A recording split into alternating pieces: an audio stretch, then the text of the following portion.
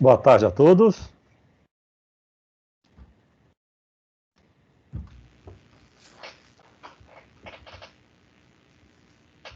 Espero que todos vocês se encontrem bem.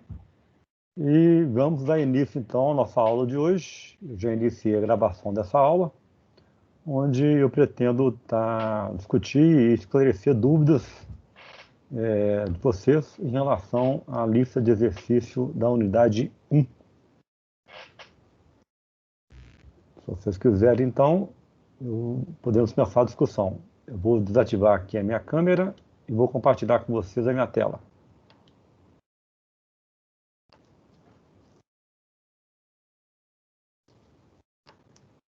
Apareceu aí para vocês a lista de exercícios?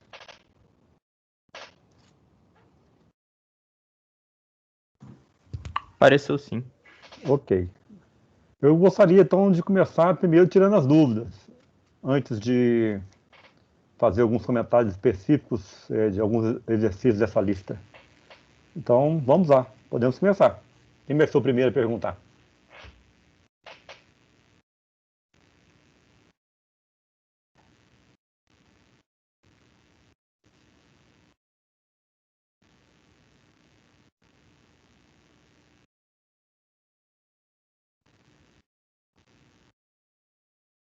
Ô professor, eu tenho uma Então, dúvida que é a seguinte. Não ficou muito claro para mim ainda como que na troca de referencial eu posso ter uma mudança de escoamento transiente para permanente. tá. Veja bem, essa mudança ela vai ocorrer em alguns casos específicos, basicamente em um caso específico. Simplesmente quando a gente pode fazer uma análise do entorno de um determinado, no entorno de um determinado ponto, de um fluido, se muda ou não com o tempo. Né? É exatamente o que permite a definição desses dois tipos de escoamento. Só relembrando aqui a definição desses dois tipos de escoamento, o escoamento é permanente quando todas as propriedades num ponto desse escoamento, né, for invariante com o tempo, podendo as propriedades, uma ou mais, né, ou todas, serem diferentes de um ponto para o outro. Então, se eu pego um tubo, né, a entrada do tubo, no meio do tubo, no final do tubo, as propriedades elas podem ser diferentes umas das outras. Porém, se num ponto elas não estiverem variando, né, com o tempo, qualquer que seja o ponto do escoamento, ele é chamado de permanente. Se uma ou mais propriedades, basta apenas uma, mas uma ou mais propriedades, e um ponto variar com o tempo, ele passa a ser transiente. Então, vamos imaginar o seguinte, vamos imaginar agora, ao invés daquela situação do avião, uma situação, por exemplo, uma pessoa dentro de um carro. E vamos colocar o referencial em cima desse carro. E aí esse carro andando, né, com uma velocidade constante. O fluido que está em torno do carro é o ar. Né? Então, se o referencial está no próprio carro, a pessoa ela se vê parada. Então, a hora que ela olha para fora, ela vai estar vendo as coisas lá de fora como se elas estivessem com uma velocidade que, na verdade, ela que tem, no sentido contrário dela, ou seja, o fluido. Né? Então, como é o ar, a princípio não estaria vendo nada. Mas vamos imaginar, por exemplo, que estivesse chovendo. Né? A pessoa iria sentir, né, uma chuva constante, a velocidade constante, ela ia perceber que as gotas, né, gotículas de água da chuva batendo no carro, eu sempre da mesma forma. Não estaria vendo isso de forma diferente. Então, o próprio carro, ao passar, a perturbação que a pessoa está enxergando num ponto, né, é sempre a mesma. O que é diferente, por exemplo, se uma pessoa estiver lá de fora, aí ele vai estar vendo a chuva caindo, as gotículas de água caindo, né, com uma forma constante, porém, a hora que o carro passar num determinado ponto que ele estiver fixando, ele vai perceber né, que o movimento da gotícula de água vai ser diferente. Então, ele está percebendo uma variação no escoamento em um ponto com o tempo. Então, isso se torna transiente. Um outro exemplo que está vindo na minha cabeça aqui, que talvez fique mais fácil de enxergar isso, vamos imaginar, porque aí a gente tem um movimento de onda, fica mais fácil de enxergar isso, eu acho. Vamos ver se vai melhorar. Vamos imaginar agora uma lancha em um lago. Então, a água parada do lago e a pessoa com uma lancha com uma velocidade constante. E aí, vamos pegar a 1 km de distância da lancha, a lancha está indo em linha reta, a 1 km de distância, um ponto que a gente vai fixar ele. Se a pessoa que estiver pilotando a lancha estiver com um referencial, ou seja, o referencial, melhor dizendo, né, estiver na lancha, a pessoa vai sempre chegar àquele ponto de 1 km da mesma forma. Então, naquele ponto que eu não estou tendo variação de propriedade com o tempo. Então, o reescoamento seria permanente. Agora, se aí tivesse uma pessoa numa borda, numa extremidade do lago, observando aquele ponto, ele estaria fixo, parado. Por quê? Porque não tem nenhum movimento próximo dele. Agora, quando a lancha vem aproximando com uma velocidade constante, a hora que a lancha passar próximo desse ponto, vai criar uma ondulação. E aí, nessa ondulação, esse ponto vai ter uma perturbação, né, com essa onda que pode, por exemplo, mudar a sua densidade. Então, eu estou tendo, então, num ponto agora, uma propriedade variada com o tempo. Então, a mesma situação agora, né, que a gente tinha antes, o escoamento ele seria considerado como sendo transiente. Né? Então, a situação que ele pode transformar de um para o outro seria em situações semelhantes a essa que eu estou colocando. Né? Lembrando, aqui que eu chamei a atenção, sempre que a gente tiver um acúmulo no interior do nosso volume de controle, o acúmulo é uma variação de uma propriedade com o tempo.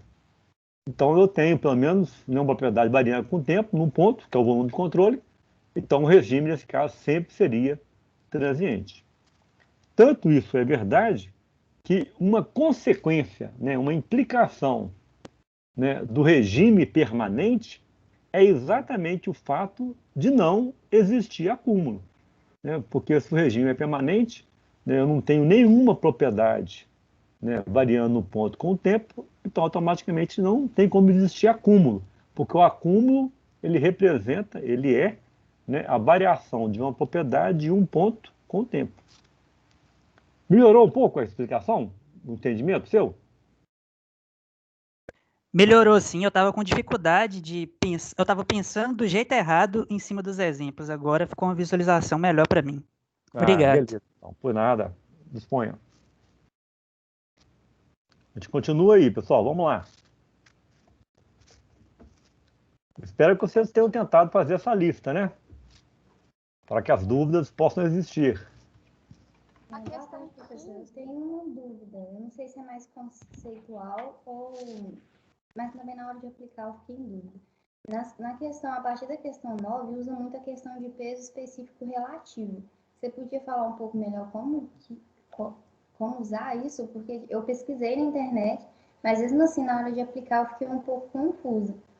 Tá, posso sim.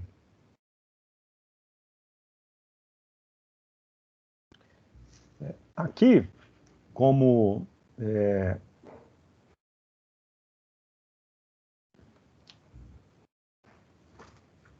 já está até definindo, né? O peso específico, normalmente a gente usa a letra. Deixa eu ligar aqui meu mouse aqui para ver se eu consigo escrever alguma coisinha aqui para vocês. Aqui, está até escrito aqui, ó. O peso específico, né, de qualquer substância vai ser sempre a densidade da substância vezes a aceleração da gravidade. Né? Então, essa é a definição de peso específico. Então, por exemplo, aqui, né, o peso específico do óleo é a densidade do óleo vezes a aceleração da gravidade. Aqui não está escrito, não, mas vamos imaginar que eu tivesse aqui o peso específico da água. É a densidade da água vezes a aceleração da gravidade. Então, a definição de peso específico vai ser sempre isso. Vai ser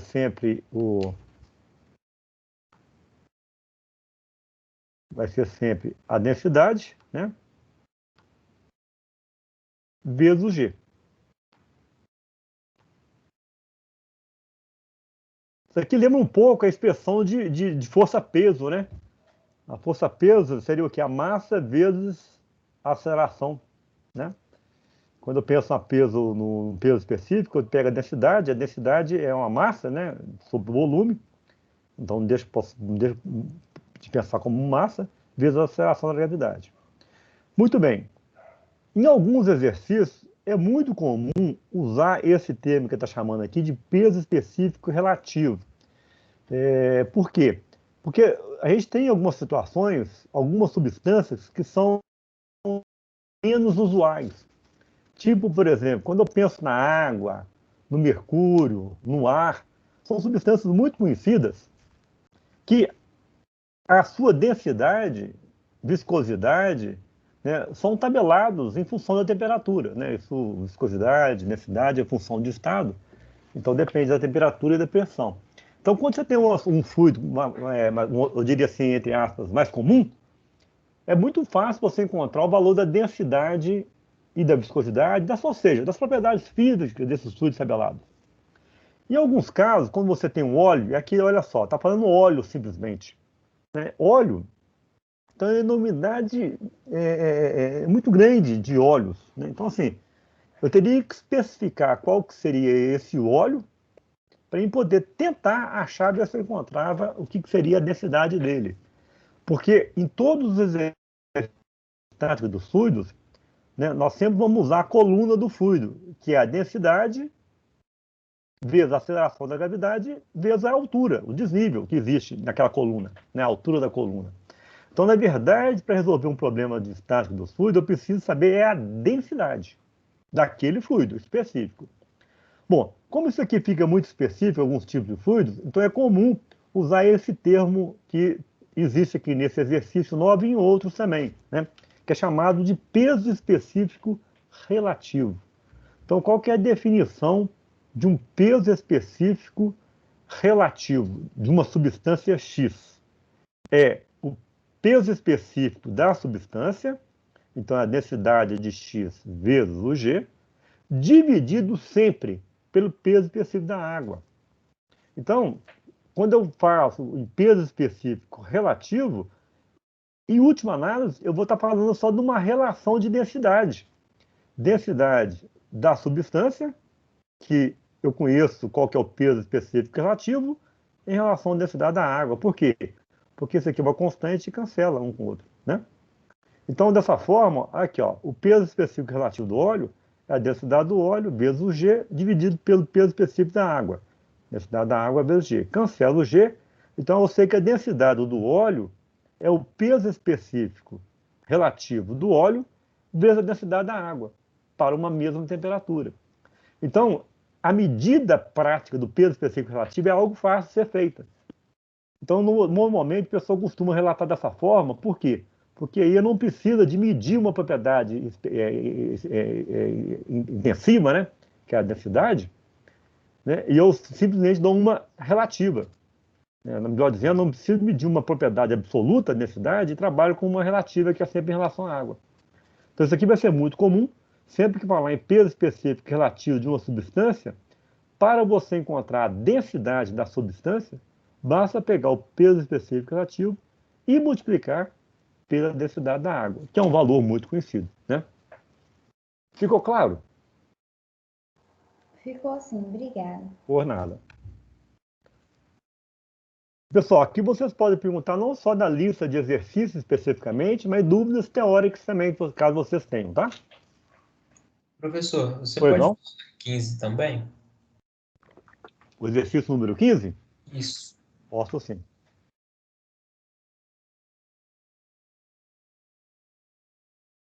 Esse exercício 15, eu acho que eu até comentei com vocês no finalzinho da nossa aula, né? Tudo bem que já estava um pouco corrido, né? É um exercício aqui interessante, que nós vamos usar o balanço global de massa. Sempre que a gente precisar encontrar uma velocidade média que representa uma distribuição, né? Uma média sempre está representando uma distribuição. Aqui, na verdade, um perfil de velocidade. Né? Então, sempre que pedir encontre ou prove que a velocidade média é igual a tanto, ou encontre a velocidade média, necessariamente nós vamos trabalhar com balanço global de massa. Então, nesse caso aqui, ó, desse exercício, foi dado aqui que tem um fluido escoando em uma parede vertical. Então, aqui está a parede, né, fixa, e um fluido escoando. Está exagerado aqui, né, essa camada de fluido, e esse fluido escoa de acordo com esse perfil de velocidade.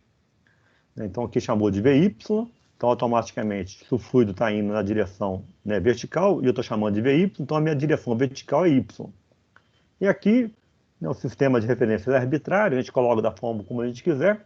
Então, eu coloquei aqui na horizontal o X, e saindo para fora da tela do computador, a direção Z. Então, foi dado o seguinte, que o VY ele é igual à densidade do fluido vezes a aceleração da gravidade, o vetor, né, dividido pela viscosidade do fluido, esse aqui é μ, viscosidade, que multiplica L vezes X menos X ao quadrado sobre 2. Quem que é L? L é a espessura da camada do fluido, água, né? Essa aqui é água, escoando nessa parede. E X é a coordenada aqui, que representa essa largura, essa espessura, melhor dizendo. Largura não, espessura, né? Então, nossa espessura aqui, ela tem comprimento fixo L, né? Mas ela varia de 0 a L, onde a velocidade Vy é dado por esse perfil. Então, se vocês observarem aqui, ó, quando eu pegar aqui o meu ponto x igual a 0, que é exatamente essa camada aqui de fluido que está em contato com a parede fixa, eu vou considerar como condição de contorno que a minha velocidade é igual a 0. E a gente interpreta isso fisicamente e podemos ver matematicamente através da equação que representa a velocidade nesse escoamento. Quando eu colocar x aqui igual a 0, a gente percebe claramente que Vy é igual a 0. Bom, afastando da parede, a minha velocidade vai aumentando, né? Essas setinhas aqui estão representando o perfil real que existe, né? O perfil de velocidade. E vai chegar a um determinado ponto aqui, ó, que é exatamente essa camada de fluido da água externa, ou seja, a mais distante da parede, que está em contato com o ar atmosférico, onde a minha velocidade vai ser a maior possível, é a velocidade máxima. Por quê? Porque é exatamente essa camada aqui, ó, que ela tem em contato o ar, que está oferecendo a menor resistência ao escoamento, né? Então, aqui nós temos a superfície livre, né, que está até chamada aqui, que eu vou mostrar que a velocidade média do líquido é 2/3 da velocidade da superfície livre. A velocidade da superfície livre é essa daqui, que em função dessa análise nós estamos fazendo física, né, a gente está percebendo aqui que é a velocidade máxima. Então, vejam bem, eu também já posso calcular, se eu quiser, a partir do perfil de velocidade, qual que é a velocidade máxima. Basta eu colocar outra condição de contorno. Qual seria? Quando x for igual a L, eu tenho que o meu Vy é V máximo. Então, se eu substituir aqui, ó, né, Vy por V máximo, o x vai ser igual a L, né? Não sei se eu tenho isso aqui em algum lugar, deixa eu ver. Tem aqui, ó.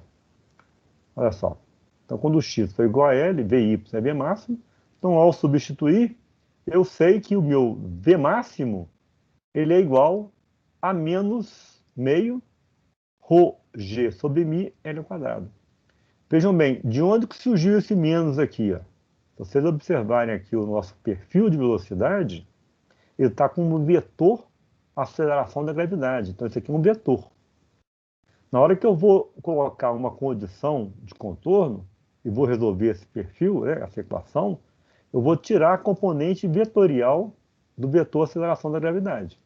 E aí, nesse caso, eu tenho que colocar em concordância com o meu sistema de referência, né? Então, o G, como nós sabemos, sempre atua na vertical e apontando de cima para baixo, ou seja, em direção ao centro da Terra.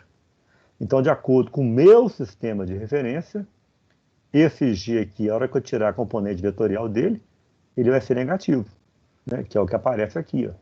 A hora que eu vou resolver isso daqui, ó, esse nó menos, que não existia lá na fórmula, vem exatamente da retirada da componente vetorial de G. Aqui está G só como módulo, 9,8. Então, de cara, já sei qual que é a minha velocidade máxima. Só que o que está pedindo aqui é para achar, ou melhor dizendo, para provar, né, que a velocidade média é 2/3 dessa velocidade da superfície livre. Ou seja, é 2/3 da velocidade máxima. Então, para isso, nós vamos, né, imaginar aqui, né, vamos pegar um volume de controle, né, que está mostrado aqui nessa linha tracejada. Aqui eu tenho uma área que eu estou chamando de A1, que é uma superfície do meu volume de controle, né? Como vocês podem perceber aqui, essa área A1, inclusive, é a área de entrada.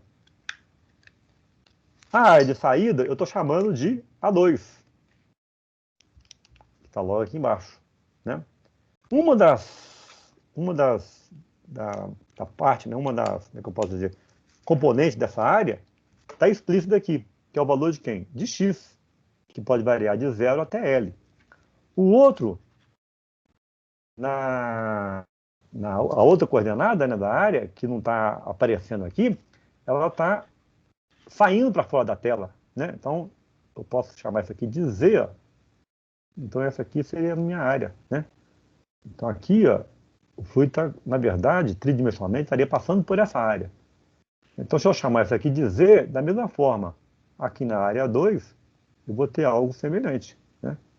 Então, essa coordenada que a princípio eu não conheço, eu vou chamar simplesmente de Z, e é claro, ela vai ser igual em ambos os casos. Então, eu ponho em uma das áreas, aqui eu coloquei na área 1, eu poderia ter sido diferente, poderia ter colocado o perfil real na área 2, então eu vou colocar uma delas, suscitar o perfil de velocidade real, e na outra, né, a outra área que representa uma superfície de controle do meu volume de controle, eu vou colocar hipoteticamente o perfil de velocidade que representa uma velocidade média. Uma velocidade média é uma velocidade constante. Por isso que todas as setas aqui, que estão representando vetor velocidade, são todas do mesmo tamanho. Então, se eu sei que o escoamento é permanente, significa que o m ponto, né, a taxa máxima que passa na área 1, vai ser a mesma que vai passar na área 2, né? Porque o regime é permanente. Então, eu posso, então, agora, e como daqui vai sair a velocidade máxima, eu posso encontrar a velocidade máxima, eu posso não comparar ou mostrar, né, que a minha velocidade média vai ser 2/3 dessa. Então, para isso, o que a gente faz? Vamos aplicar o balanço global de massa, né, a integral dupla na superfície de controle de ρ VNdA mais del del T, integral tripla de ρ dV no volume de controle tem que ser igual a zero. Por que tem que ser igual a zero? Para obedecer a lei de conservação de massa, né? Esse termo aqui, ele representa a taxa de acúmulo de massa com o tempo. Como o regime é permanente, então automaticamente isso aqui é zero. Esse outro termo aqui representa o fluxo de massa que passa nas áreas 2 e 1. Então, nós vamos desmembrar essa integral dupla em duas. Uma para a área 1 e a outra para a área 2. E aí, para isso, nós vamos ter que fazer aqui a análise do nosso produto escalar Vn. Então, para isso, eu vou inicialmente sair daqui para poder ver se eu consigo apagar esses desenhos todos e voltamos nele novamente.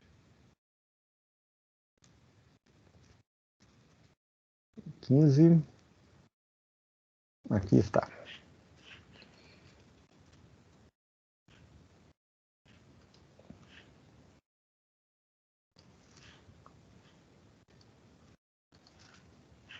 Então, aqui, nessa análise do produto escalar, na área 1, o vetor normal ele está para cá. Enquanto que na área 2, o vetor normal ele está para cá.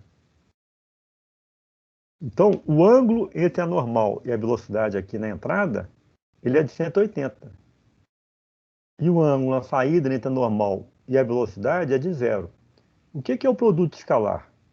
é o módulo de V, vezes o módulo de N, vetor unitário, N é o vetor unitário, então é igual a 1, vezes o cosseno de θ, onde θ é o ângulo entre B e N. Então, automaticamente, como o cosseno aqui é de 180, eu vou ter um produto escalar negativo. E aqui, como vai ser cosseno de zero, vai ser um produto escalar positivo. Então, o que eu vou fazer aqui agora é substituir os valores. Ó. Pegando pela área 2, que é onde eu tenho a velocidade constante. Né? Se a velocidade é constante, ela pode sair para fora da integral, como nós sabemos. Né? Esse valor aqui é unitário, o valor do vetor n. Ρ também, o escoamento é incompressível. Então, o Ρ é constante ao longo de todo o escoamento. Então, o Ρ também pode sair para fora. Então, vai aparecer aqui, ó, Rho V, se vê aqui é a velocidade média, tá, gente? Não é um vetor, não, tá? Então, saiu para fora, sobrou o quê? Sobrou a integral dupla de dA2 na área 2. Como isso aqui é retangular, né? Nós somos aqui um sistema cartesiano, então o elemento de área é o dx, se a minha área é x, né, como eu tinha mostrado aqui a hora x, z, então meu elemento de área, dA, é dx dz, onde o z varia de 0 a z, que eu não conheço. E o x varia de 0 a L. Foi dado. E na área 1? Na área 1, como o Rho é constante, ele pode sair para fora da integral. Esse menos que apareceu aqui, ó, veio do produto escalar V1N1. Só que agora a minha velocidade é esse perfil aqui. Ó. Então eu vou substituir o perfil de velocidade aqui dentro. Então aqui, ó, o Rho, G, aqui eu tirei a componente vetorial de G, vetor aceleração da gravidade, de acordo com o meu sistema de referência. Então, por isso está menos aqui, ó, negativo. Né? Lx menos x ao quadrado sobre 2. Vezes o elemento de área. Quem é o elemento de área? dx dz. Onde, novamente, o z, o dz, né? O z varia de 0 a z, e o x varia de 0 a L.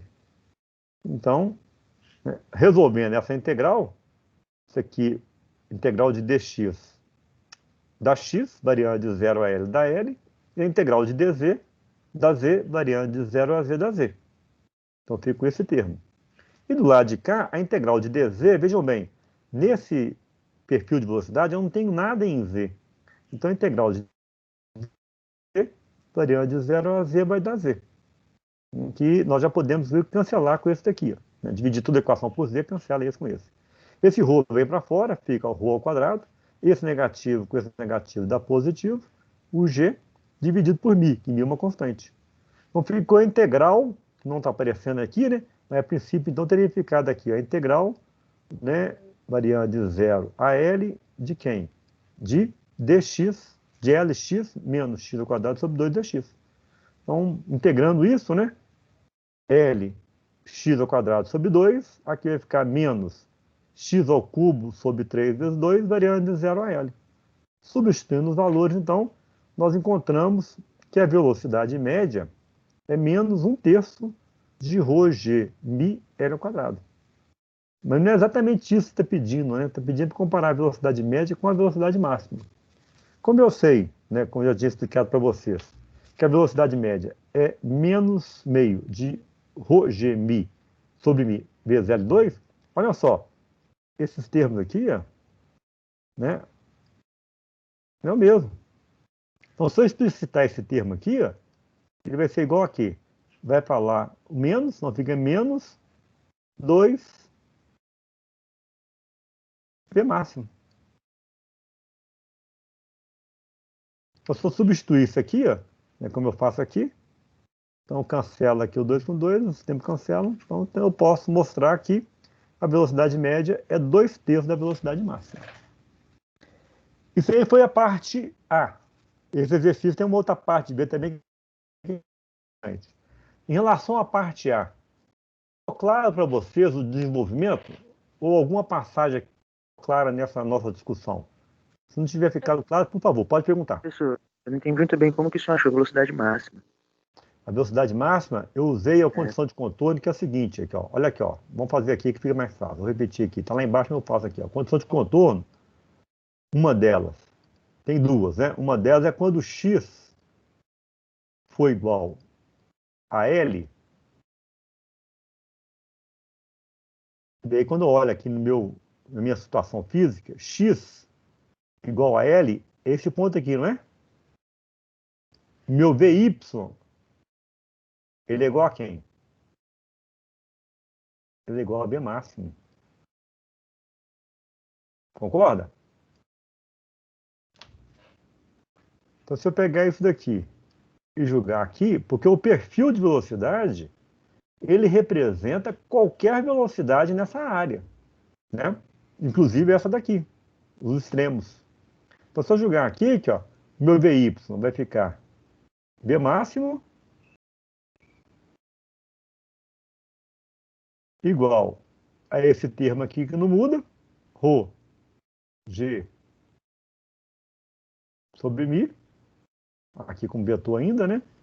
E olha só, o x igual a L, então vai ficar multiplicando quem? L ao quadrado menos L ao quadrado sobre 2.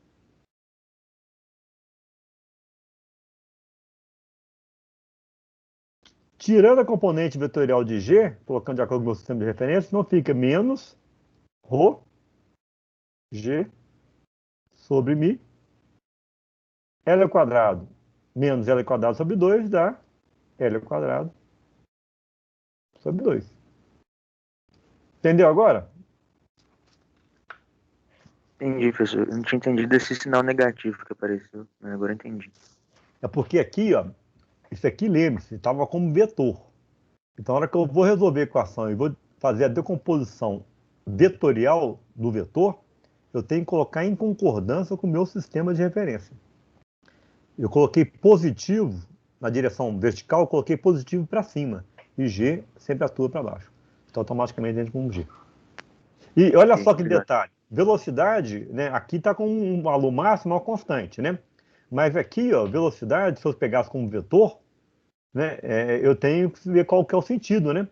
E olha só, eu achei um valor negativo, o que é coerente, né? Porque como a velocidade está indo no sentido negativo da minha direção y, então ela teria que ser negativo. Esse negativo aqui, fisicamente, não existe velocidade negativa, né? Mas esse negativo aqui, ele está representando que a minha velocidade está no sentido negativo do meu sistema de referência, né? Da mesma forma como o G. Ok? Me parece que tinha mais uma pessoa que também queria fazer uma pergunta, antes de passar para ele também.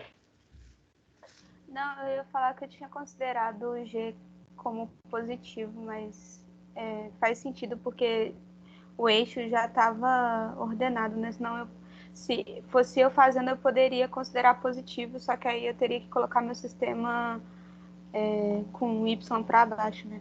Exatamente. E você pode fazer isso, porque o sistema de referência é arbitrário. Você coloca da forma como você quiser. Tá bom. Obrigada. Por nada. Bom, na letra B, o que ele pede aqui? Ele pede para determinar a espessura da camada de água, ou seja, ele está pedindo para determinar exatamente o valor de L. Né? Aí deu a temperatura, né? E deu essa temperatura aqui para a gente pegar qual que é a densidade da água, né? Escoando em uma parede de 1 metro de largura. Então ele me deu o valor de Z agora. Ele está falando que o Z, né, que compõe a nossa área aqui, ó, o Z agora, ele é igual a 1 metro. E me deu a taxa volumétrica. Como é que eu sei que isso aqui é a taxa volumétrica? Porque está falando que é 100 litros por minuto, né? Lembrando aqui, como eu já comentei com vocês, nós temos a taxa máxima M ponto, que é igual a quê? É igual a ρ V A.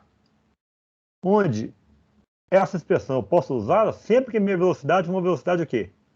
Média, né? Se a minha velocidade não for velocidade média e for um perfil, eu tenho que fazer o quê? Eu tenho que resolver aqui a integral, né? Como nós fizemos aqui, ok?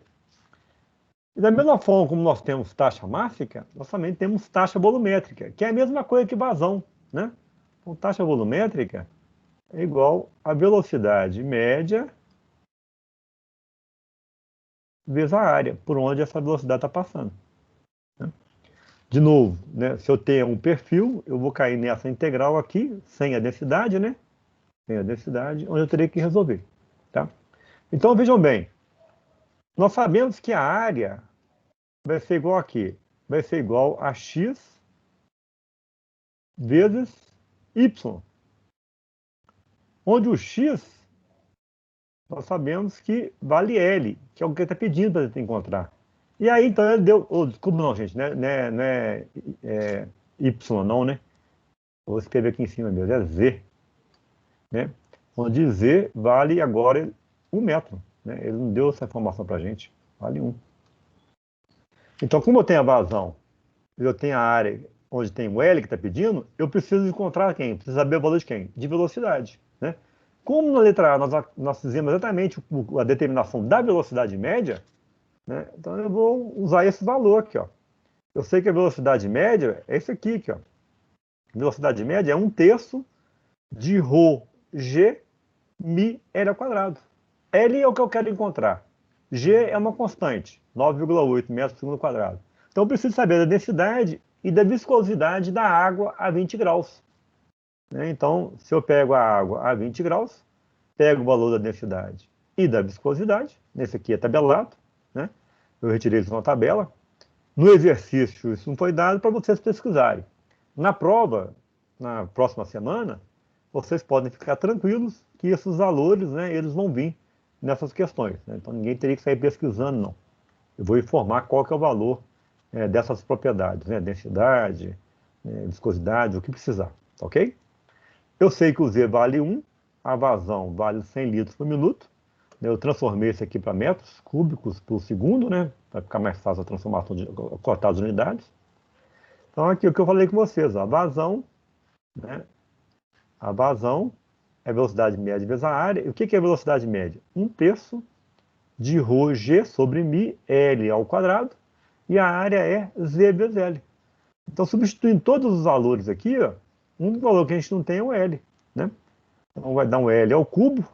Tirando aqui a raiz quadrada desse termo que a gente encontra, nós vamos achar que aquela espessura é de aproximadamente 0,8 milímetros. Né?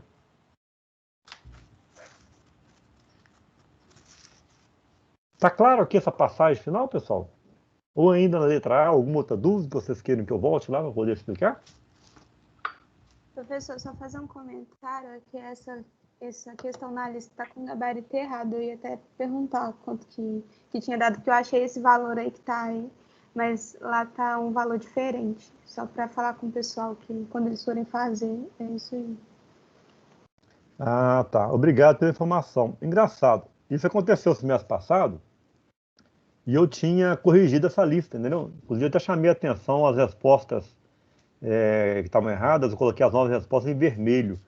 Então, pode ser que a hora que eu fui anexar o arquivo das respostas, eu tenha feito isso, tenha colocado errado.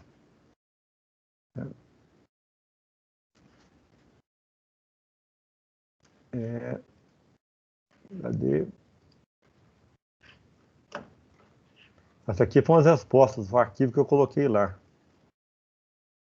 Vou até conferir aqui, só um minutinho, tá, pessoal? O 15, né? Você tem razão. Aqui, ó. Tá com 0,51. Eu peguei o arquivo errado. Vou ter que mudar isso lá, pessoal. Não entendi? Eu fiquei quebrando a cabeça tentando achar esse resultado aí, não achava de jeito nenhum. É. Tá errado aí. Eu realmente me desculpe, mas engraçado que eu tinha essa lista, nos meses passados para cá, que eu fui pegar, que eu devo ter pegado ela com o valor errado.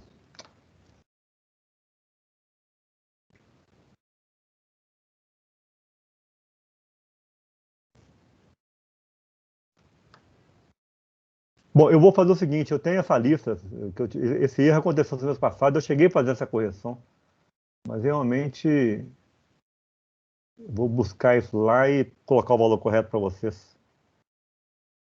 Aqui, a princípio, nessa resolução, está com valores corretos, entendeu? Então, se vocês acharam algum outro, se não me engano, eu acho que eram 2 ou 3 exercícios, então alguma resposta errada. Vocês dois comentaram aqui, ou mais outra pessoa, chegou a encontrar algum valor diferente da lista? Porque se for o caso, a gente já confere aqui de uma vez.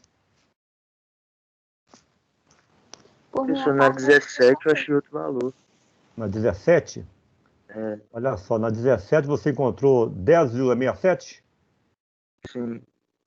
Então, Não, 10 pera, então foi na na 18. 18.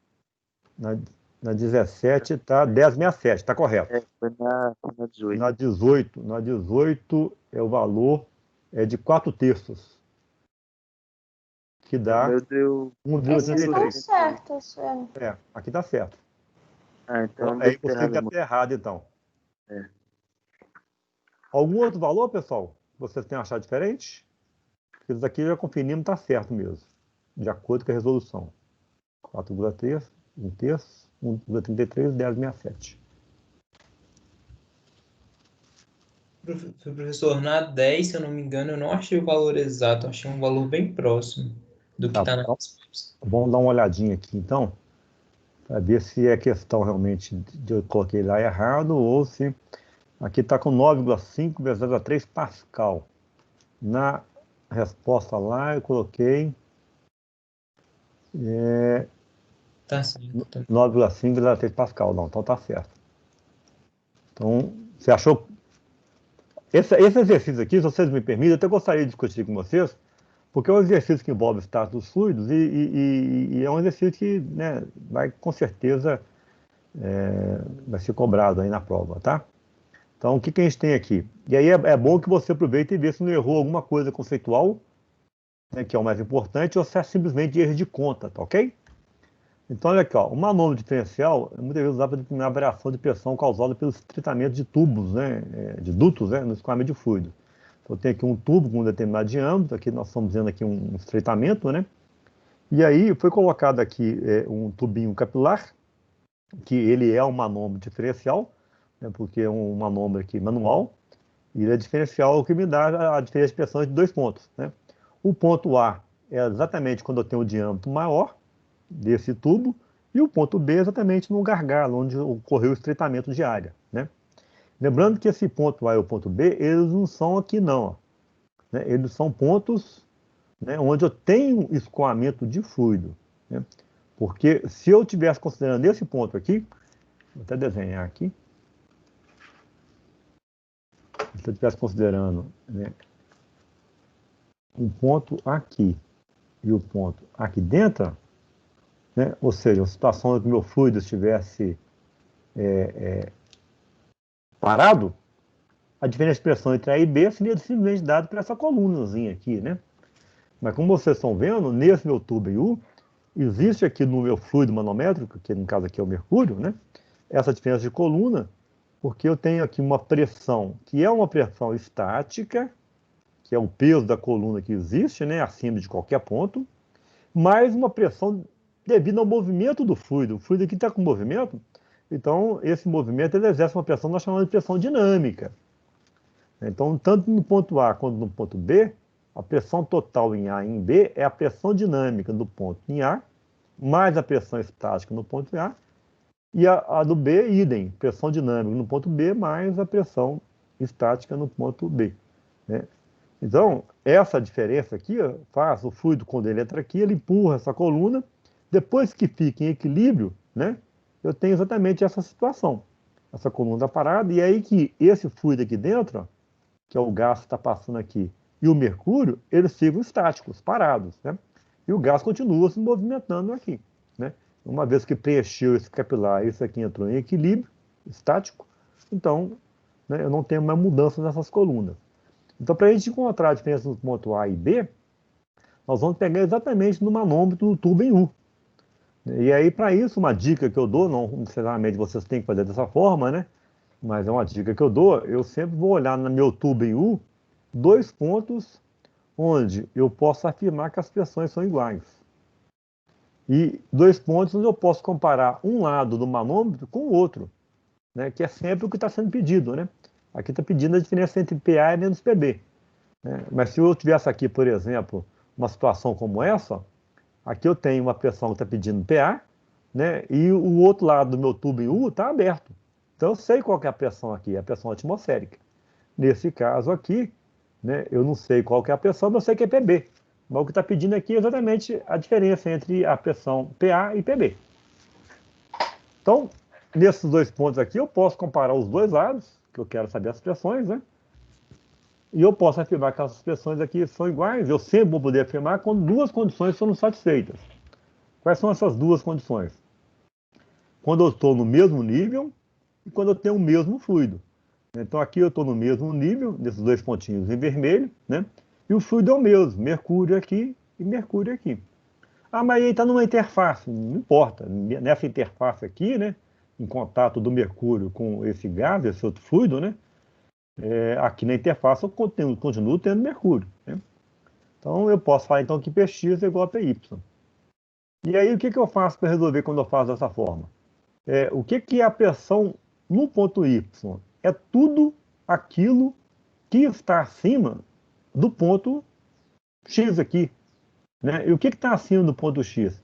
É toda essa coluna aqui, ó, de fluido, né? Desse fluido que está escoando, né? Então, ou seja, a densidade do fluido vezes o G vezes o H3, mais PA, né? Que é exatamente a pressão, uma delas que eu quero encontrar. Então tem aqui PA mais ρ GH3. E PB, idem, é tudo que está acima, de PB não, PY, é tudo que está acima do ponto Y, que vai ser quem? Vai ser PY mais a densidade desse fluido aqui, vezes G, vezes a coluna H4, mais a coluna do mercúrio, densidade do mercúrio, GH1. E aí vocês podem observar o seguinte, que o H3, ele é a soma de H2, de H4 com H1. É a soma dessas três alturas. Então eu vou substituir aqui o H3 por essas três alturas. E aí, ó, vocês podem ver o seguinte, que eu vou ter de um lado da igualdade, ρgH4, ρgH4. Vou cancelar um termo com o outro. Então eu vou passar o PB para o lado de cá e vou passar esse termo aqui, ó, que multiplica H2 e H1 para o lado de cá. Então fica PA menos PB, é igual a coluna do mercúrio, né? Rho do mercúrio GH1, menos a coluna do fluido. Né? Menos a coluna do fluido aqui, ó, vezes as duas colunas, né? H2 e H1. Então, deu a densidade do fluido, falou que o fluido tinha uma densidade relativa de 0,83, considerando a densidade da água igual a 1, então ficou esse valor, né? E aí vocês podem observar o seguinte, olha só, quando eu pego PA menos PB, 1063 menos 113, né? Então, assim, essa coluna aqui é um valor muito pequeno, né? Mas, de qualquer forma, aqui, como eu tenho os valores, eu calculei. Então, com isso, a gente acha o valor de PA menos PB, 9,5 vezes a 3 Pascal, fazendo as mudanças aqui de unidades, né? Foi dessa forma que você fez, que encontrou o valor um pouquinho diferente? Sim. Qual foi o valor do mercúrio que o senhor usou? 13,6 gramas por centímetro cúbico. Talvez seja isso no meu. Eu tenho colocado um pouco diferente. Então, certamente pode ser que seja. Tá? Professor, eu fiquei um pouco confusa porque esse valor que ele deu, eu achei que eu não precisava usar a gravidade na conta. Eu achei que era o peso específico. Aí eu fiquei meio confusa agora. Não, você poderia, veja bem, olha só. Qual que você pega aqui, ó? Ah, nesse caso não poderia não. Olha só. Olha que você pega a densidade vezes o G, isso aqui o que que é? Peso específico. De quem? Do mercúrio. Como é que eu vou achar o peso específico do mercúrio? Eu vou pegar a densidade do mercúrio, 13,6, multiplicar por G, 9,8. Ok? Que é o que acontece aqui, ó. 13,6 vezes 9,8. É o peso específico do mercúrio. Agora, esse outro aqui é o peso específico relativo. O que é o peso específico relativo? Você estava aqui no início da aula que eu expliquei isso? Tava. Então, o peso específico relativo, né, ele acaba sendo o valor que foi dado, né? Falou que o peso específico é 0,83, vezes a densidade da água. Não, aqui está errado. Me desculpe que, na verdade, aqui, ó, isso aqui não pode ser o peso específico, né? Tem um errinho aqui no coisa aqui, tá, pessoal? Qual que é o errinho aqui, ó? O peso específico desse termo aqui é 0,83. Então, isso daqui, ó, 0,83, que é o peso específico. Isso aqui, na verdade, esse termo aqui, ó, é a densidade desse fluido aí, ó, que está passando aqui, ó. Né? Então, basta a gente lembrar daquela expressão que nós vimos aqui, ó, lá no exercício 9. Peso específico do óleo relativo é a densidade do óleo vezes G dividido a densidade da água vezes G. Isso aqui corta, então fica que a densidade do óleo é o peso específico relativo vezes a densidade da água. Então, nesse caso aqui desse exercício, ele deu o peso específico desse fluido aqui, 0,33. Como aqui no caso, eu teria duas opções. Eu poderia ter colocado direto aqui, né, substituído esse termo aqui, ó, ρg, né, se eu pegasse esse 0,33, por esse valor que não poderia pelo seguinte, ó, é o que eu estava explicando e me confundi por causa desse valor que está errado aqui. Ó. Se eu tivesse falado que o peso específico do fluido é 0,83, tudo bem, eu teria até que colocar a unidade. Mas como é o relativo, o peso específico relativo, né, ele é simplesmente essa relação aqui, ó. Né? O peso específico relativo vai ser a relação das duas densidades. Por isso que ele não tem unidade, que a unidade aqui de densidade cancela com a unidade da densidade aqui embaixo. Né? Ele é adimensional. Agora, como eu não tinha o valor real do peso específico, só o relativo, então para isso eu tenho que achar qual que é a densidade desse fluido. E a densidade desse fluido é o peso específico relativo vezes a densidade da água. É por isso que ao que eu substituir aqui, ó, eu estou pegando esse valor, que é o peso específico relativo, vezes 1. Então, esse 1 aqui, ó, é grama por centímetro cúbico. Aí apareceu a unidade da minha densidade do fluido, que é a densidade da água, vezes esse peso específico relativo, que é adimensional. Né? Isso vezes a aceleração da gravidade, aí sim, ó, esse termo aqui, ó, 0,83 vezes 9,8, esse é o peso específico do fluido. Da mesma forma como 13,6 vezes 9,8 é o peso específico do mercúrio. Tá claro? Ficou claro? Agora ficou claro, Tá? obrigada. Porque se tiver ficado um pouco confuso a saída e volta minha, eu posso explicar novamente. Não, agora eu consegui entender direitinho. Beleza, Obrigada. então. Ótimo. Não foi nada. Professor, Pois não? no caso eu achei um pouco confuso. Se você puder explicar de novo. Posso sim. Eu vou só ver se eu consigo aqui. Estou com o meu mouse aqui que está dando uma interferênciazinha. Quando eu vou com o mouse para escrever, fica mais fácil do que usando só que eu consegui aqui. Então vamos lá.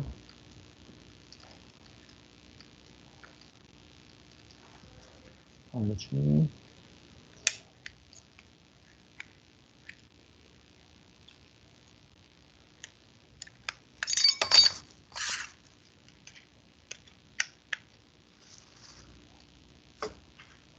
Eu vou, de novo, só para poder tirar essas anotações. Vou sair daqui e voltar novamente.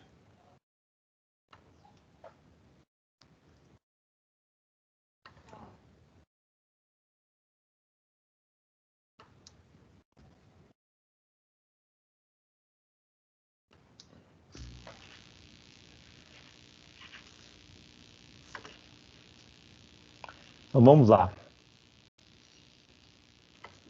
Definição de peso específico. Essa é uma equação, né, que define peso específico. Normalmente nós usamos esse termo aqui para peso específico. Peso específico é igual sempre a ρ vezes G. Então, nesse exercício aqui, ó, no 10, qual que seria o peso específico do mercúrio? É a densidade do mercúrio vezes a aceleração da gravidade. Ó. Se eu quisesse aqui, ó, esse termo de destaque é o peso específico do mercúrio, né, que é igual à densidade do mercúrio vezes G. Isso é para qualquer substância, né? Então, da mesma forma aqui, ó, que eu posso pegar aqui no caso da água, né? Aqui, ó, a densidade da água vezes o G é o peso específico da água. Como eu comentei, algumas substâncias, alguns fluidos que não são comuns, água, né, ar, no caso mercúrio, que é muito utilizado como fluido manométrico, né? Aqui especificamente um óleo, normalmente é mais difícil encontrar o valor da densidade desse material. Então, algo que é comum fazer é relatar, ao invés da sua densidade, o que é chamado de peso específico relativo. O que é o peso específico relativo de uma substância X qualquer? É o peso específico da substância X, sempre dividido pelo peso específico da água. Então, se a gente substituir a expressão de peso específico, do X é a densidade de X vezes G. Da água é a densidade da água vezes G. Então, eu vou cancelar isso aqui, ó. Então, com isso, dessa expressão, eu posso falar o seguinte, que a densidade da substância X, que eu não tenho tabelado, que eu não conheço, é igual ao valor do peso específico de X relativo, que é algo normalmente fácil de medir, né, e que é normalmente relatado, vezes a densidade da água, que é um valor tabelado, que é um valor conhecido. Então, sempre que informar o peso específico relativo, como aqui, né, nesse exercício, ou aqui, ó, para mim encontrar, né, ou para nós encontrarmos, melhor dizendo, né, para nós encontrarmos, para eu encontrar aqui o valor da densidade da substância, eu vou pegar então o peso específico e multiplicar pela densidade da água. Então, nesse exercício aqui, ó, a pergunta que me foi feita anteriormente, é por que eu não usou direto aqui, ó, o peso específico, né? Uma vez que peso específico é a densidade vezes G. Porque não foi informado o peso específico, foi informado o peso específico relativo. Então, se tivesse sido informado o peso específico, então seria um valor aqui, né, qualquer, com uma unidade. Peso específico relativo, como vocês estão vendo aqui, ó, ele é adimensional. Por que ele é adimensional? Porque ele acaba sendo o valor da densidade da substância pela densidade da água, as dimensões aqui cancelam, ele fica adimensional. Então, nós não usamos aqui o peso específico diretamente, porque não tinha esse valor. Eu tinha o peso específico relativo. Então, para isso, eu tinha que fazer o quê? Esse valor aqui está escrito errado, né? Isso aqui, na verdade, é a densidade do meu fluido, né? Que vai ser igual ao peso específico do fluido relativo, que é o que foi formado, 0,83, vezes a densidade da água. Ficou claro agora? Ficou sim, obrigada. Por nada.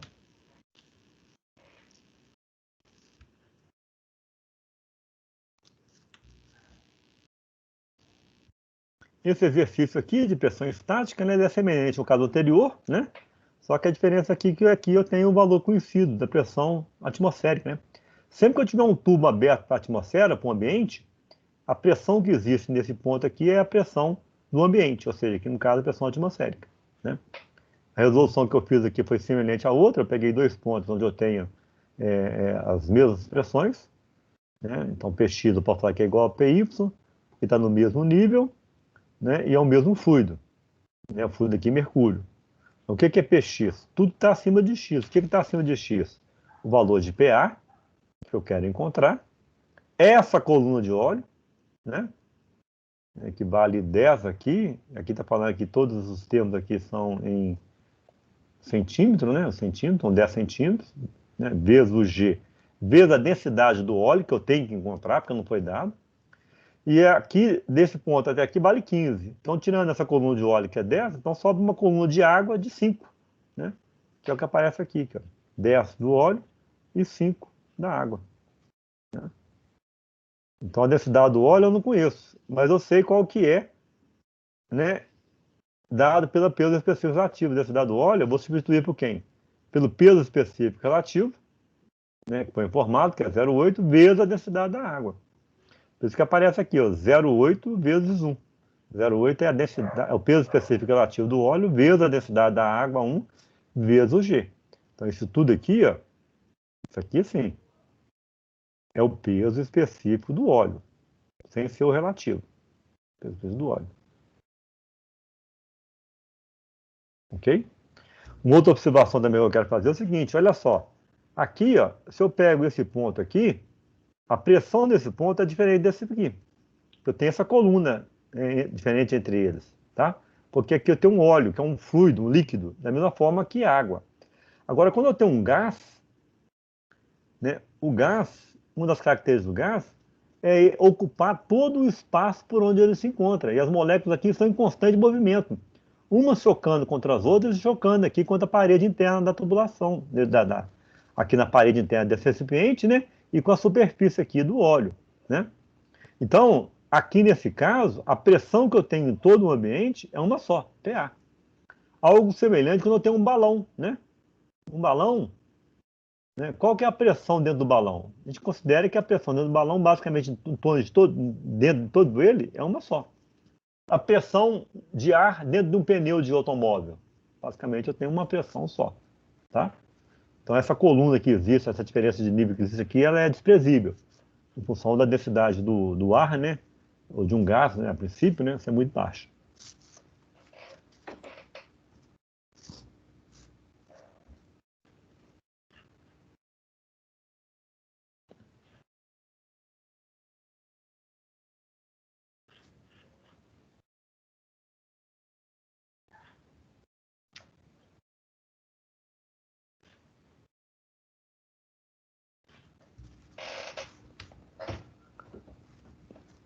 Algum dos exercícios da lista de estática dos fluidos, algum outro, ou de balanço global de massa que vocês ficaram em dúvida como fazer? Vocês gostariam que eu mostrasse aqui a solução?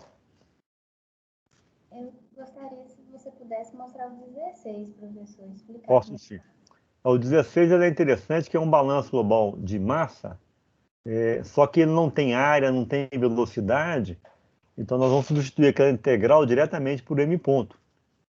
Agora, é um exercício que vocês conseguem fazer facilmente por regra de 3. Só que eu não aconselho vocês a fazerem por regra de 3. Apesar que eu não vou estar vendo a solução, né? Vou estar vendo só a resposta está certa ou está errada. Mas é um sisteminha, como são só 2 componentes, uma mistura só 2 componentes, a gente consegue resolver isso aqui facilmente por regra de 3. Mas se nós tivéssemos uma mistura com 3 ou mais componentes, aí já ficaria mais complexo, mais difícil resolver isso por regra de 3. E aí a resolução que existe aqui, pelo balanço global de massa, né, para 2 componentes, seria a mesma para 3, para 4, qualquer número de componentes. Né? O que tem nesse exercício? Eu tenho aqui uma coluna de destilação, e uma coluna de destilação é um equipamento, né, usado muito na engenharia química, na indústria química, melhor dizendo, para separar esses componentes. Então, nessa coluna, nós estamos entrando aqui, né, com uma mistura de tolueno e benzeno. Com essa composição, eu tenho 35% de tolueno, 65% de benzeno, né? Então, se eu sei qual que é a taxa mássica, né, eu sei que, ó, quilo por hora, então é taxa mássica. Então, isso aqui já é direto no M ponto. Né? Esse M ponto é ρVA. Né? Então, olha só, eu não sei qual que é a densidade, ρ, eu não sei qual que é a velocidade e não sei qual que é essa área. Mas eu sei que a taxa mássica M ponto na entrada é igual a 100 kg por hora. Então, isso entra na coluna e a coluna vai tentar separar. Né? Só que, como vocês sabem muito bem, não existe equipamento, máquina nenhuma, 100% eficiente. Então, nunca vou conseguir separar completamente o tolueno do benzeno. Então, eu vou ter aqui um fluxo, né, na saída da coluna, que a gente fala que é rico em benzeno, automaticamente, com traços de tolueno, e o outro fluxo, a outra saída, é um fluxo que, se aqui é rico em benzeno, então automaticamente aqui vai ser rico em tolueno, com traços de benzeno. Então, o que fala esse exercício? Além dessa informação que já foi dada, que eu já comentei, ele fala o seguinte: dois fluxos deixam a coluna. E aí tem um detalhe aqui que é muito importante vocês prestarem atenção.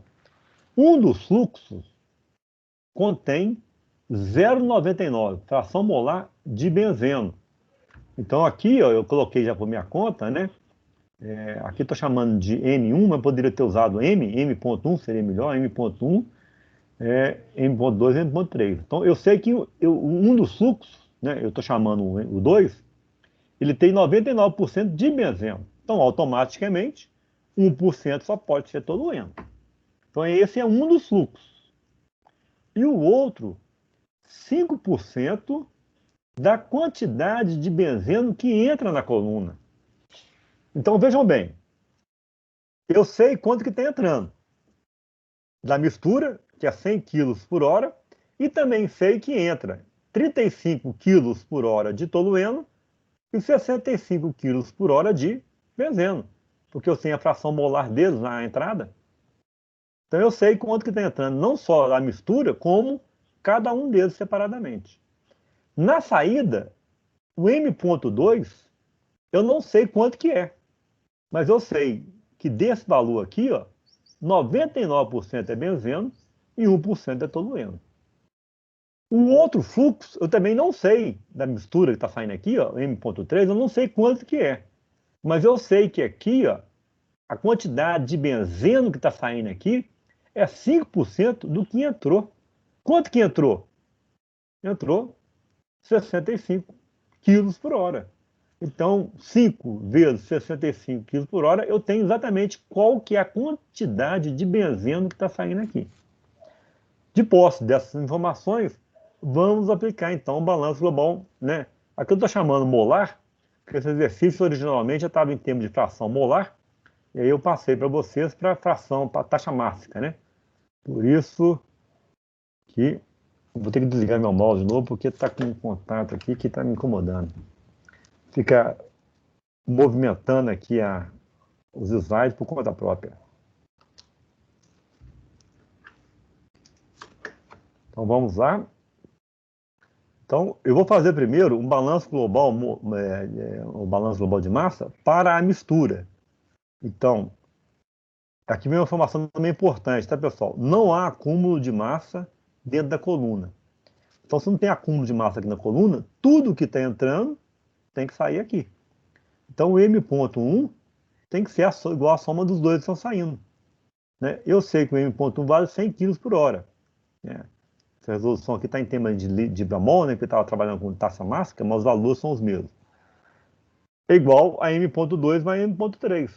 Então, eu tenho uma equação e duas incógnitas. Né? E aí, uma característica interessante do balanço global de massa é que eu posso fazer ele tanto para a mistura quanto para cada componente.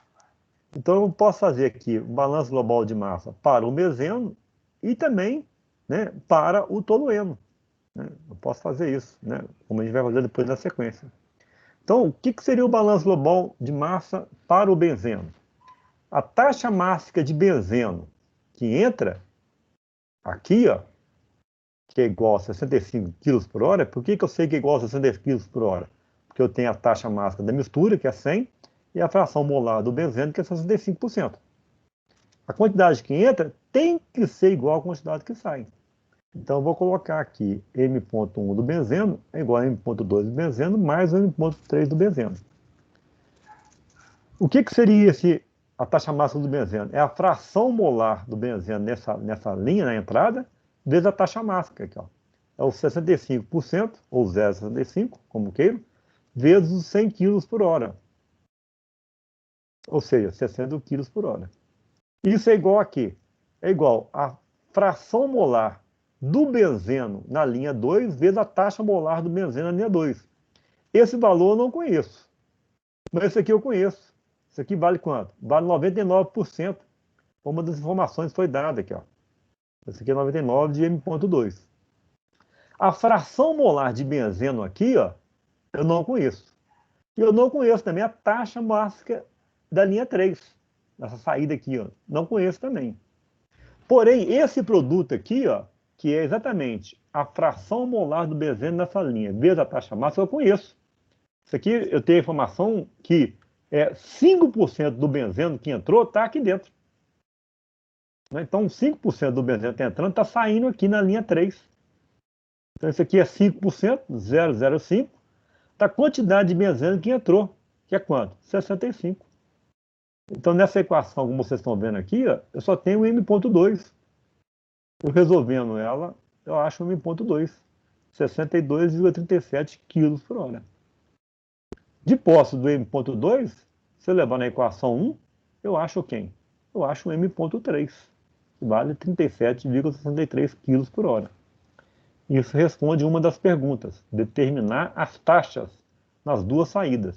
Então, nós encontramos. E a outra, qual que é a composição do fluxo rico em tolueno? Esse aqui, como nós vimos, é o fluxo rico em benzeno. Então, aqui, ó, eu tenho que saber agora qual que é a composição, né?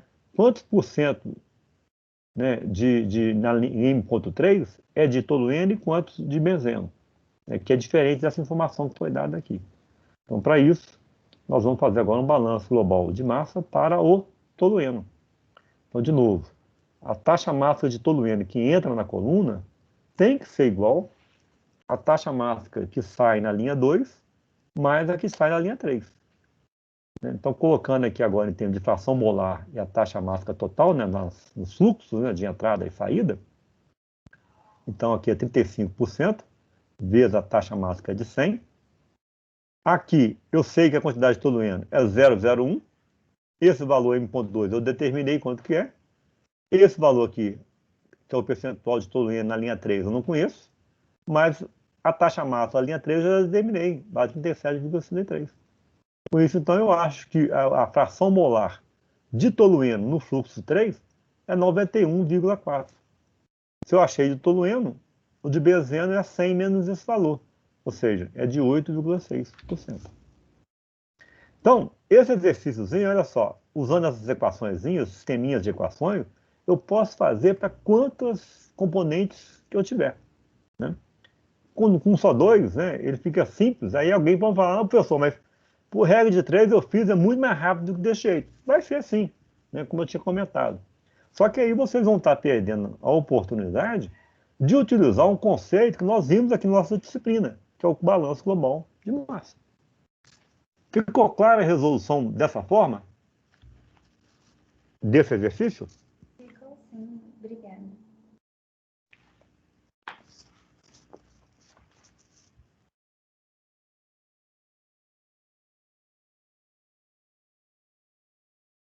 Professor, você pode fazer a 12? Posso sim.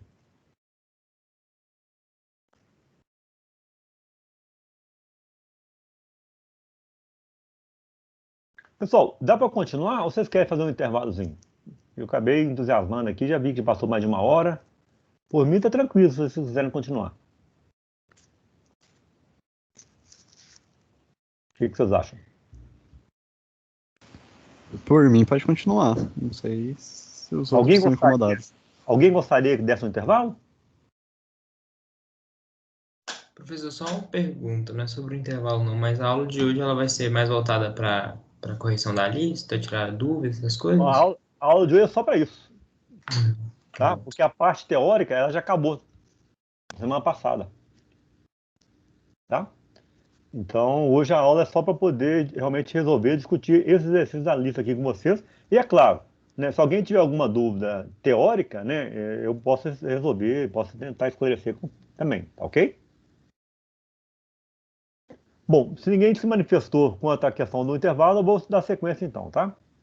Esse exercício, eu falo o seguinte, que a gente tem um copo com água, e a gente vai colocar um canudo no copo com água, e ele dá alguns valores aqui, ó, que esses valores são dados quando a pessoa já começou a tomar água.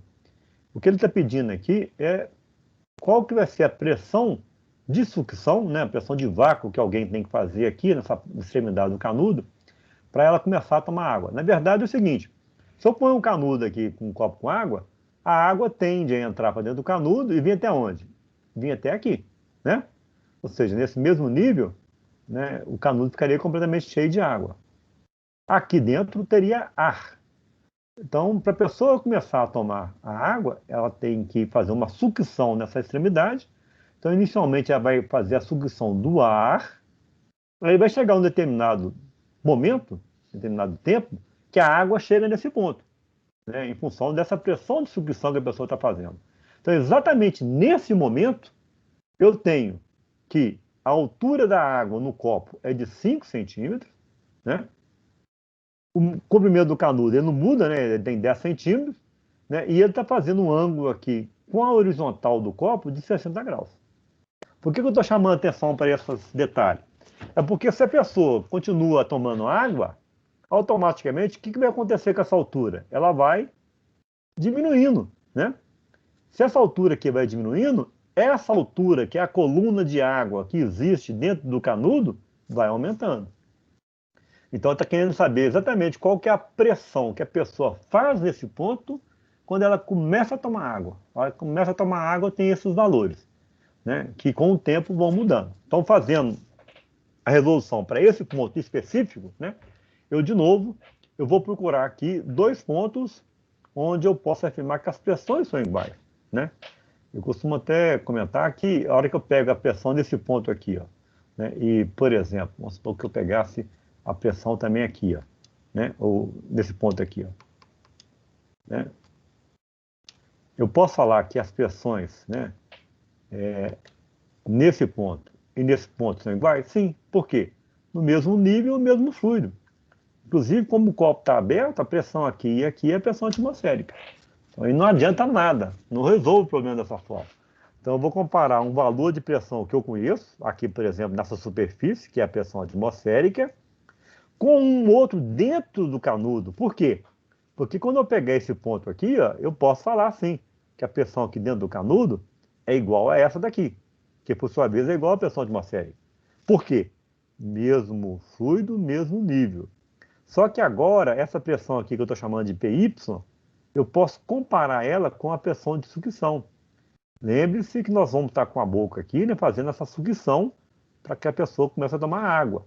Então, essa extremidade aqui está fechada, né, onde é feito um vácuo, é feita uma sucção. Então, a pressão aqui agora, PY, eu vou poder comparar com essa PS. Por quê?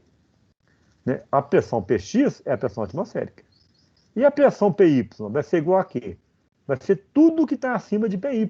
Da mesma forma que em PX. Ó. O que está acima de PX? PTM. E o que está acima de PY? É essa coluna de fluido, né? Ρ da água, GH1, mais PS, que é a pressão de sucção que está sendo feita.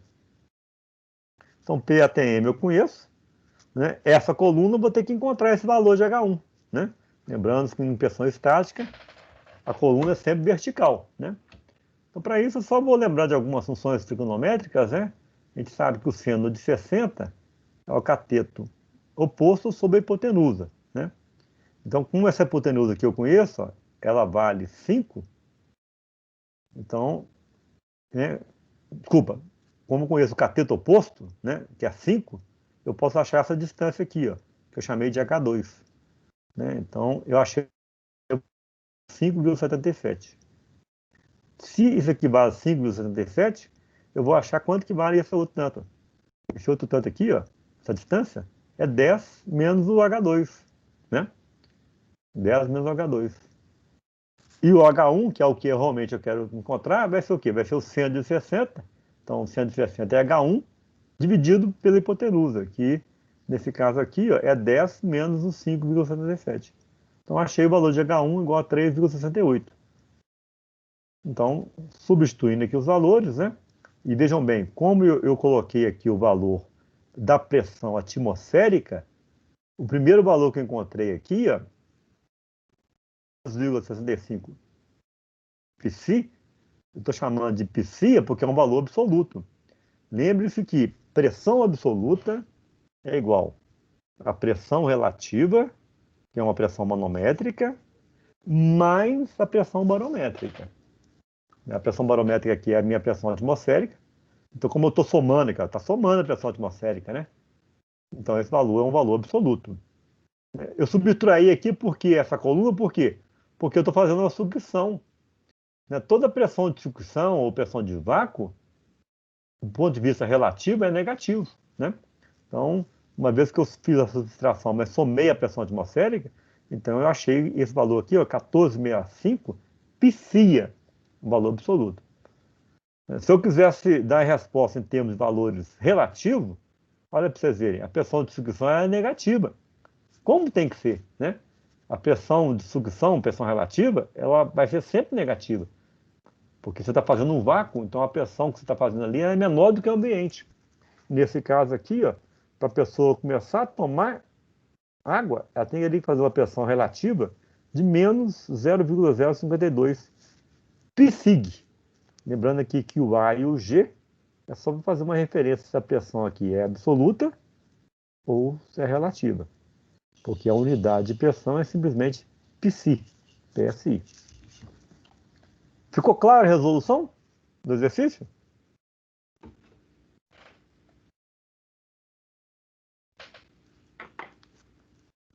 Sim, professor.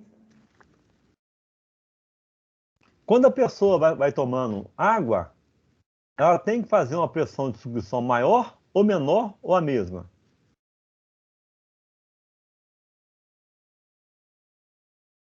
Eu acho que é menor. Maior, não? Do ponto de vista absoluto é maior, né? Porque olha só, se a pessoa vai tomando água, aqui vai abaixando, não vai? O que vai acontecer com H1? Vai aumentando. E olha onde que H1 entra, aqui, ó, né? O H1 nesse valor, ó. Então esse valor aqui, ó, né? Ele vai ficando maior em módulo, né? O negativo é simplesmente fazer uma referência que é uma pressão de sucção. Professor, Então, discutiu esse 14,7 psia. não entendi? Da onde que apareceu o 14,7 psia? É a pressão atmosférica, né? Ah, tá. A pressão atmosférica é uma TM, que é igual a 1,03 vezes a 5 Pascal, que é igual a 14,7 psi.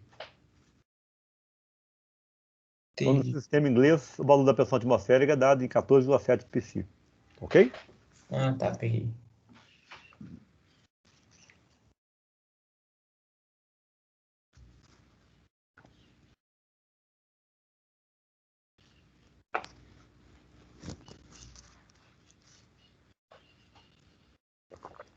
Continuo à disposição de vocês.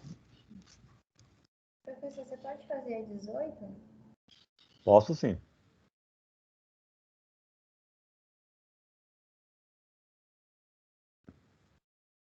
A questão 18 é o seguinte, nós temos aqui essa tubulação, né, um fluido escoando através dele, se não me engano, acho que é água, e aí ele tem uma bifurcação, né, ele sai aqui, tem uma saída, que eu chamo de 2 e uma outra 3.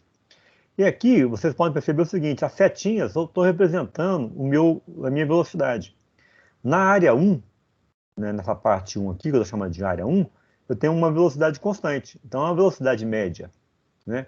Que está inclusive perguntando qual que é o valor dessa velocidade média, né? Numa área que vale 3 centímetros quadrados. Na área 2, eu também tenho uma velocidade média, que vale 1 centímetro por segundo, né? E a área 2 ela é igual a 2 centímetros quadrados. Na área 3, eu tenho um perfil de velocidade. Está falando que o perfil de velocidade V3 ele é igual a 4 que multiplica 1 menos Rzinho ao quadrado sobre Rzão ao quadrado. Esse perfil está dado em centímetros por segundo. E me deu o valor de A3. A3 é igual a 1 centímetro quadrado.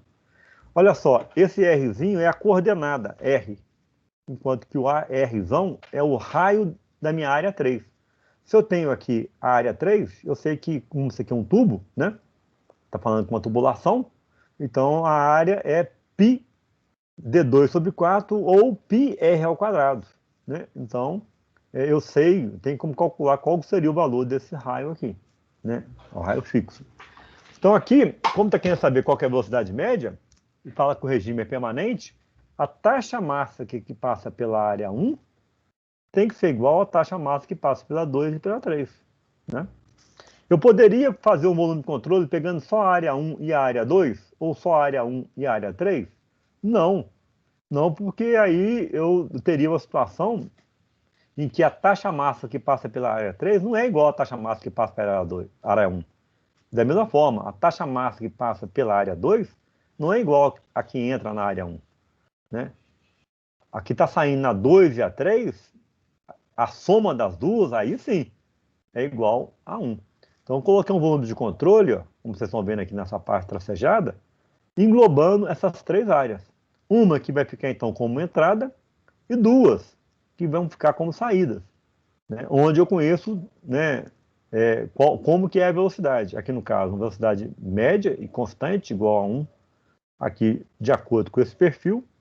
E aqui, é exatamente o que eu quero encontrar, a velocidade média. Como eu falei com vocês, para achar a velocidade média, nós vamos aplicar o balanço global de energia. Né?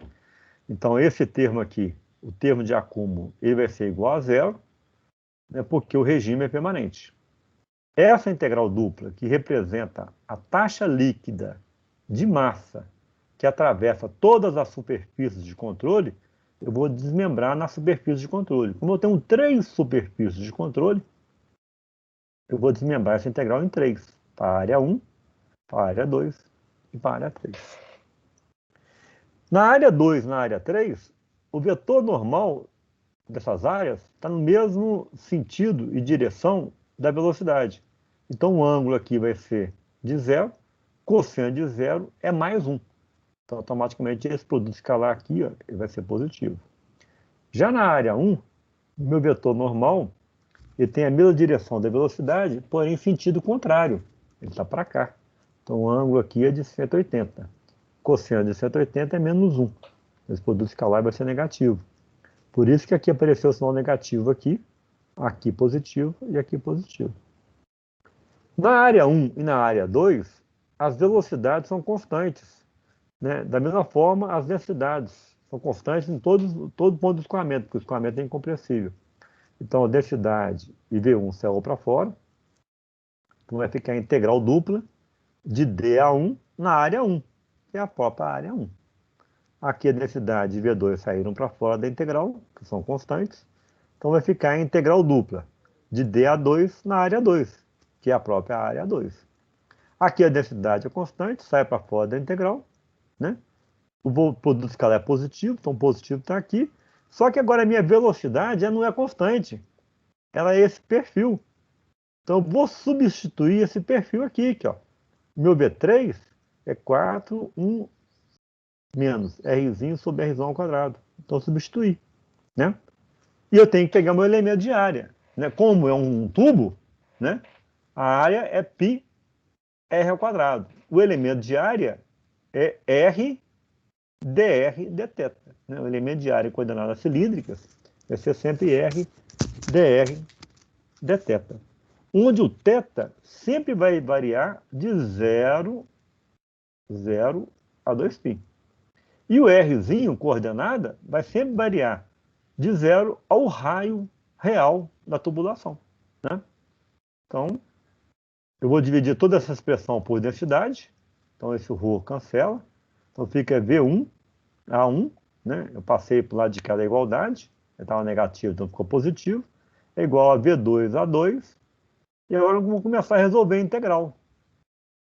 Vejam bem, aqui nós não temos nada em θ. Então, a integral de dθ dá θ, variando de 0 a 2π, 2π.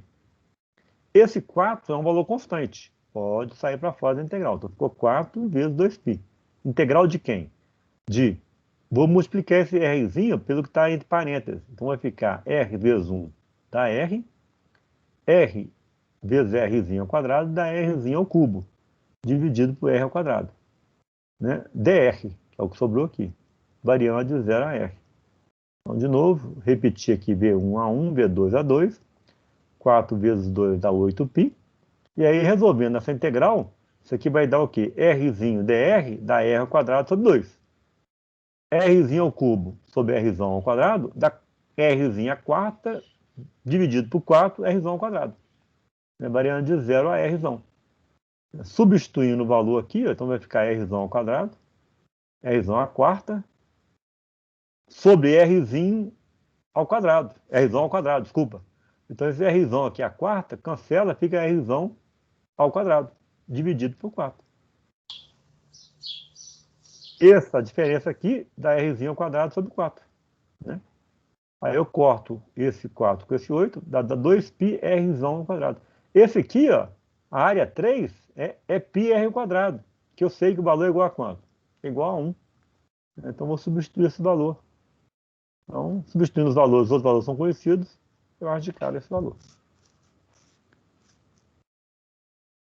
Ficou claro? Ou eu fiz alguma passagem muito rápida, que vocês gostariam que eu voltasse em algum ponto?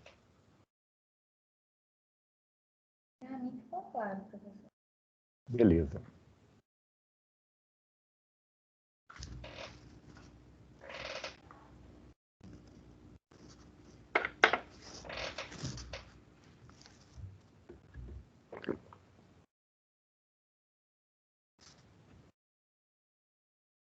Esse exercício aqui, ele é um pouco semelhante ao 18, só que ela é mais simples. Por quê? Porque todas as velocidades, elas são constantes. Né? A A1 tem as 3 áreas e tem as velocidades, V2 e V3. Né? E o V1, com uma seta só, é uma velocidade constante. Então, por que ele é mais simples? Porque todas as velocidades vão sair para fora. Né? Então, aqui vai ficar ρV1A1, ρV2A2, ρV3A3. Né? Cancelando o ρ, eu vou ter direto que o V1 vai ser V2A2 mais V3A3 dividido por A1. Então, quando a velocidade é constante, já sai para fora da integral, a integral de dA vai dar a própria área A. Né? Quando eu tiver um perfil, né, como aqui no 18, ou lá no 15, né, que eu resolvi para vocês, aqui também existe um perfil, ó, né? Aí nós temos que resolver a integral em conformidade com esse perfil de velocidade. Isso é importante vocês ficarem atentos a esse detalhe.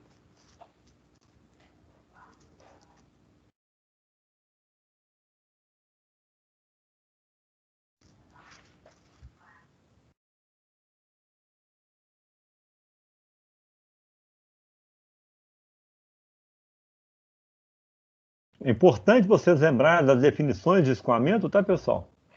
Escoamento permanente é quando todas as propriedades do fluido são independentes do tempo no ponto. Né? E o escoamento transiente é quando uma ou mais, ou todas, né, as propriedades, né, no ponto variarem com o tempo, então ele é chamado de transiente, ou também não permanente. O escoamento é incompressível quando a densidade é constante ao longo de todo o escoamento. E ele é compressível quando a densidade varia de um ponto ao outro ao longo do escoamento. O escoamento uni- e bidimensional é aquele escoamento que ele ocorre só numa única direção ou em duas direções. Né? Eles são simplificações do escoamento real, que sempre será tridimensional. E tem ainda o escoamento plenamente desenvolvido. O escoamento plenamente desenvolvido é aquele em que o perfil de velocidade não se modifica mais ao longo do escoamento. Uma vez que o perfil de velocidade é definido e ele não se modificar mais ao longo do escoamento, o escoamento é chamado de plenamente desenvolvido. As questões aqui de estática do fluido, nós fizemos aqui esses exercícios, né? Não vai mudar disso. E questões teóricas, né? Lembrar aqui que é um fluido estático, né? Um fluido estático, ele está parado, ou então as partículas estão se movendo com a velocidade constante.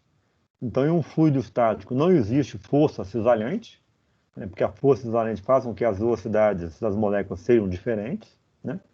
Então, em um fluido estático só pode existir a força gravitacional, que é uma força de campo, e a força normal de compressão, é uma força de superfície.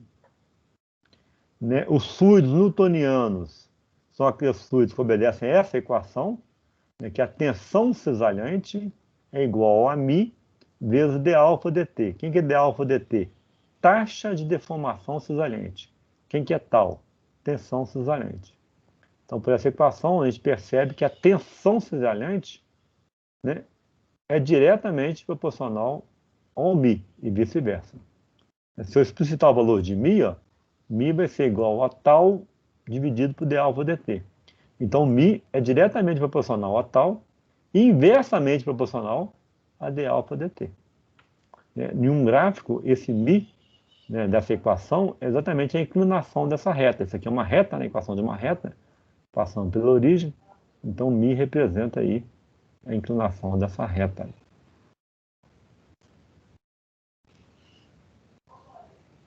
Né, uma propriedade intrínseca é aquela propriedade que não depende da massa. Desculpa, uma propriedade intensiva. A propriedade intensiva é aquela que não depende da massa. Propriedade extensiva depende da massa. E propriedade específica é a divisão, ou a relação, ou a razão da propriedade intensiva dividida pela massa. Nós podemos ter transporte, né, ou transporte de massa, energia e quantidade de movimento. As variáveis, diferença de concentração, diferença de temperatura, diferença de velocidade, são responsáveis por esses transportes respectivamente, né? Nós chamamos essas forças aqui de forças motrizes, né? Responsáveis por esses transportes. Esses transportes podem ser de uma forma rápida, nós chamamos convectiva, ou de uma forma lenta, nós chamamos de difusiva. Né? Então, isso aqui, forma, modo, né, tipo, são as formas que, basicamente duas, nós podemos ter os transportes, ou rápido ou lento.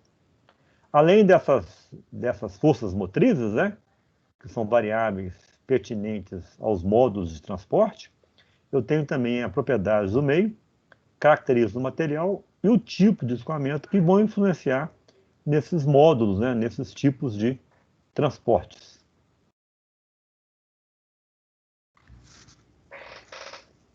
Pessoal, alguma pergunta?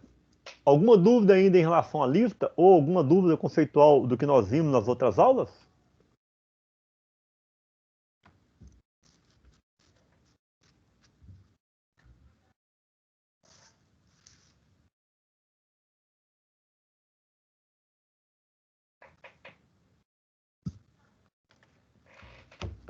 Bom, se não tem, conforme já comuniquei a vocês, na próxima semana nós teremos então a prova relativa à mecânica dos fluidos.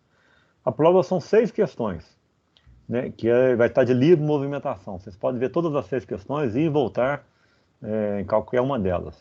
3 questões são teóricas, né, valendo 4 pontos cada uma, e 3 questões são de exercícios, né, envolvendo necessariamente estática dos fluidos e balanço global de massa. Uma das questões do balanço global de massa vai ter um perfil de velocidade, né, que não é constante. Então, vocês vão ter que saber lá, jogar na integral e resolver isso na integral. Né? Como vocês viram, não tem como ser muito diferente. Ou é um perfil parabólico em um tubo, ou um perfil de uma semiparábola quando eu tenho um escoamento em um plano, né, como foi o caso daquele escoamento numa parede, né, vertical. E outra questão de estado dos fluidos. Então, basicamente, a prova vai ser dessa forma.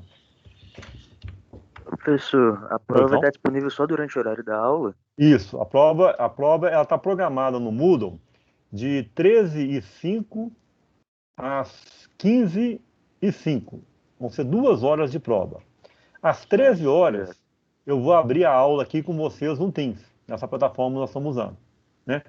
E aí eu vou de novo repetir como vai ser o procedimento da prova, né?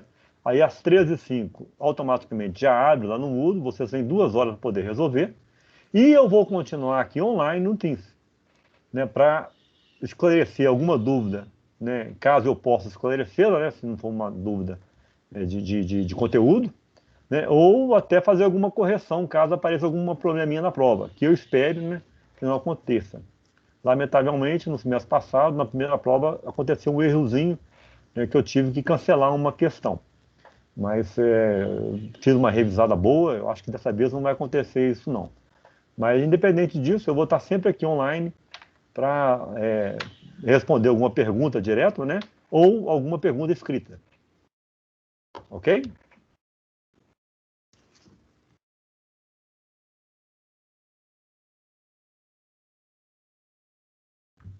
Pessoal, se ninguém tem mais nenhuma dúvida, né, vamos terminar a aula por aqui. Né? Aqueles que, porventura, não tenham feito toda a lista, ou que ficou alguma dúvida pendente, ou foi rever a matéria e ficou com alguma dificuldade em algum ponto, vocês podem entrar em contato comigo, né, para os canais, né, que nós já conhecemos, tá? Que eu tentarei esclarecer a dúvida. Tudo bem? Se não mais, uma boa tarde para vocês, né, uma boa semana e até a próxima semana que vem. Obrigado, professor. Até mais. Até mais. Eu que agradeço. Boa tarde, professor. Obrigada.